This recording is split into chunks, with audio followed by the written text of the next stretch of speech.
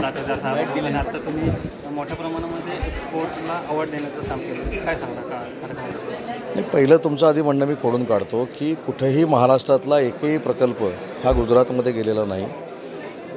काही लोक narrative set करण्यामध्ये यशस्वी होत आहेत असं तुमच्या मला प्रश्नावरून आता वाटायला लागलं, पण कुठेही कोण गेलेलं नाही, उलट तिकडचे इकडे येत आहेत. पहिली महत्त्वाची गोष्ट. दुसरी महत्त्वाची गोष्ट की जे आमच्यावर आरोप करत आहेत की इकडचा प्रकल्प तिकडे गेला, त्यांनी 4 वर्ष हे अवॉर्ड घेतलं नव्हतं. मी राजकीय बोललो नाही, पण तुम्ही आता जो प्रश्न विचारला त्याचं उत्तर मी देतो.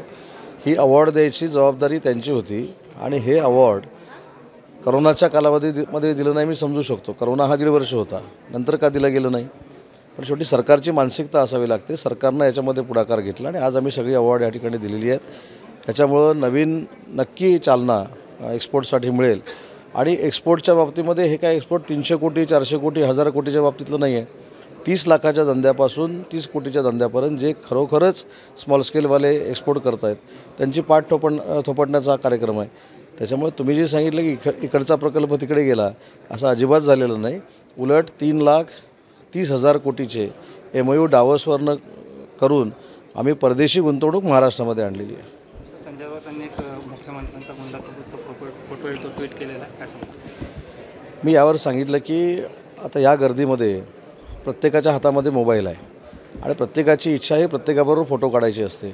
आणि महत्त्वाची भूमिका अशी आहे की स्वतः मुख्यमंत्री हे लोकांमधले आहेत. लोकांमध्ये जाऊन ते काम करतात, रस्त्यावर उतरून काम करतात. जी लोक कधी बंगल्याच्या बाहेर आली नाहीत त्यांना सेल्फी किंवा दुसऱ्याबरोबर फोटो काढणं हा काय माहीत नसावा असं मला वाटतं. आणि म्हणून त्यांच्याबरोबर एखादा दुसरा कोणतरी येऊन उभा राहिला असेल आणि त्याला जबाबदार त्यांना धरावं.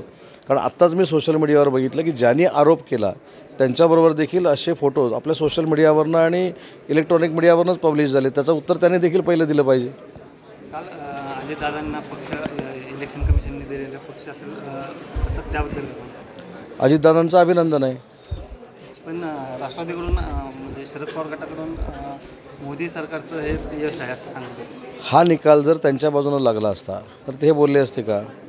या निकालामध्ये त्यांचा पराभव झाला आहे, त्याला काहीतरी कारणं सांगितली पाहिजेत, कोणावर तरी ते खापर फोडलं पाहिजे. म्हणून अजितदादांकडे घड्याळ निशाणी आल्यानंतर स्वाभाविक उरलेली लोक यांचं कौतुक कसं करतील? त्याच्यामुळे मला असं वाटतं लोकशाहीतला एक भाग आहे. शरद पवार गट सुप्रीम कोर्टात जाणार यावर तो त्यांचा मुद्दा आहे ना. सुप्रीम कोर्टात जाणं, हायकोर्टामध्ये जाणं त्यांचा निर्णय आहे.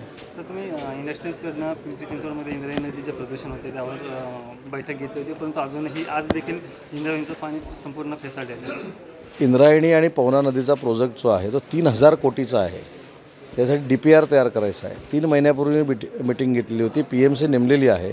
DPR तयार झाल्यानंतर तो कशा पद्धतीनं त्यातला गाळ काढला जाईल, घाण काढली जाईल ह्याच्यावर DPR तयार होतो आणि त्याच्यानंतर ते टेंडर काढलं जाईल.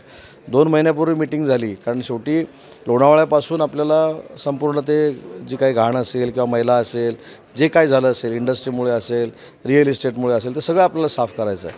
आणि ते 1 महिन्याच्या टेंडरमध्ये होणार नाही, कारण त्याची टेंडर कॉस्ट जी आहे ती जवळजवळ 2,000 ते 3,000 कोटीपर्यंत जाणार आहे.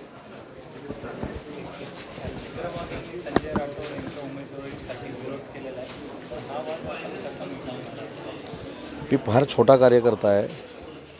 वाद मिटवायला तिन्ही पक्षांचे नेते जे आहेत हे सक्षम आहेत. त्याच्यामुळे तुम्हाला बातमी मिळणार नाही याची दक्षता आम्ही नक्की घेऊ.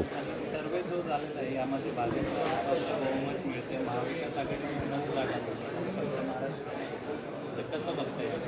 कोणी सर्वे केला? टाइम्स नावाने सर्वे आले. मी सर्वे असा केलेला आहे की महायुतीच्या 48च्या 48 जागा निवडून देतील. आता पुढे नाही, महाविकास आघाडीला 9 जागा भेटणार राज्यामध्ये. मी जो सर्वे केला त्याच्यामध्ये महायुतीला म्हणजे शिवसेना, भाजप आणि अजितदादांच्या राष्ट्रवादी काँग्रेस पक्षाला 48 जागा मिळणार आहेत असा मी केलेला सर्वे आहे. ABP माझा, उघडा डोळे बघा नीट.